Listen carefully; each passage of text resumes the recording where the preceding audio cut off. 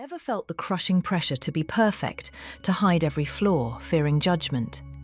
Marcus knew that feeling all too well, especially on a first date. But when his carefully crafted facade crumbled, something unexpected happened. This story reveals how embracing our true, imperfect selves isn't a weakness, but the key to unlocking the deepest, most genuine connections.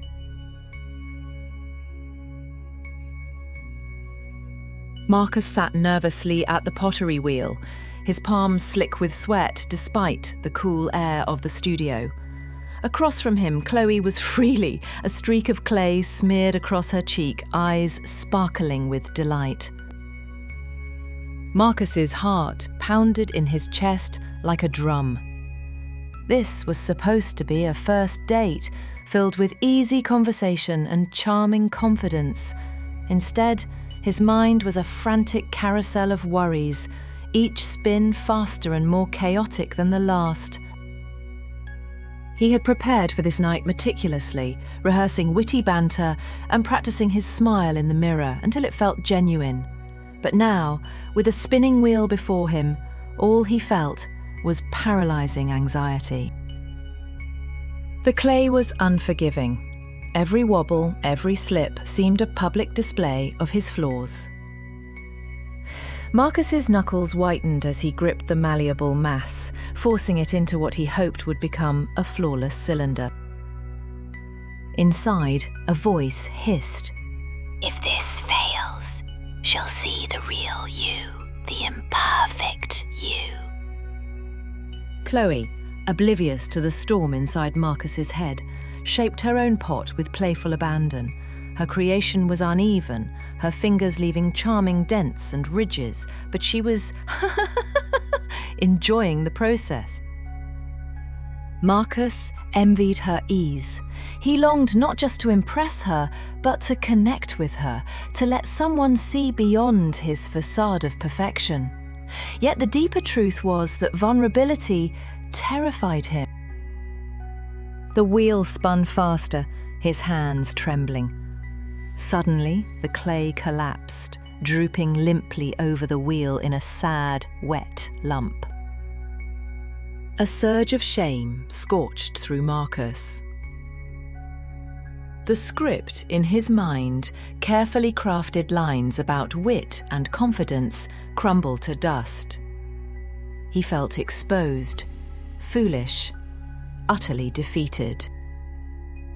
For a moment he wanted to blame the clay or crack a joke to mask his embarrassment, but the exhaustion weighed on him too heavily. Instead, he looked at the ruined pot and, unexpectedly, let out a genuine defeated.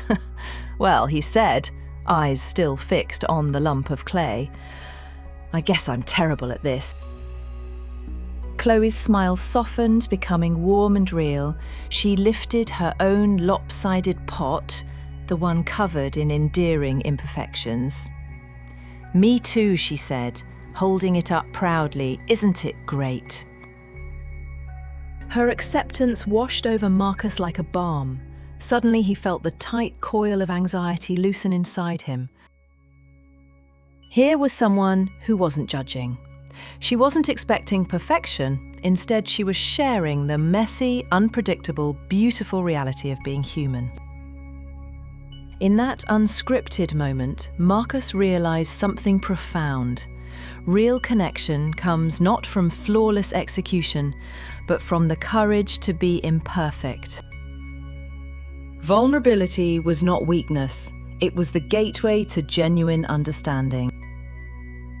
As the pottery wheel's hum faded into the background, Marcus smiled back at Chloe. No longer afraid to show the parts of himself he had kept locked away.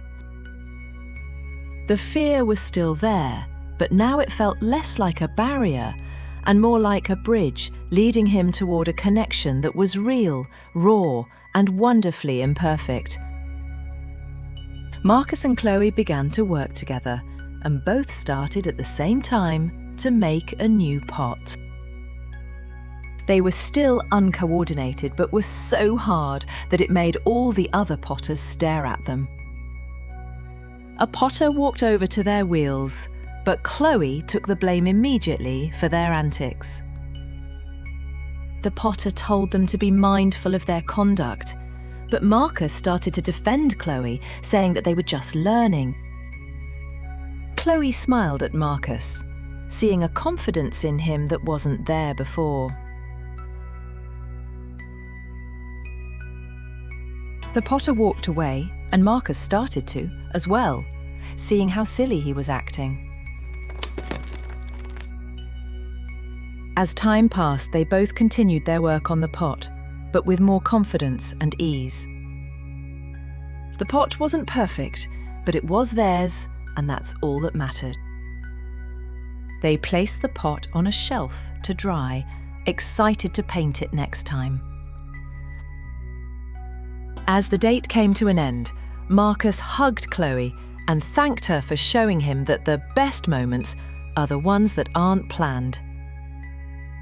As they walked out of the studio, Marcus had hope for the future and what it held for them. The end.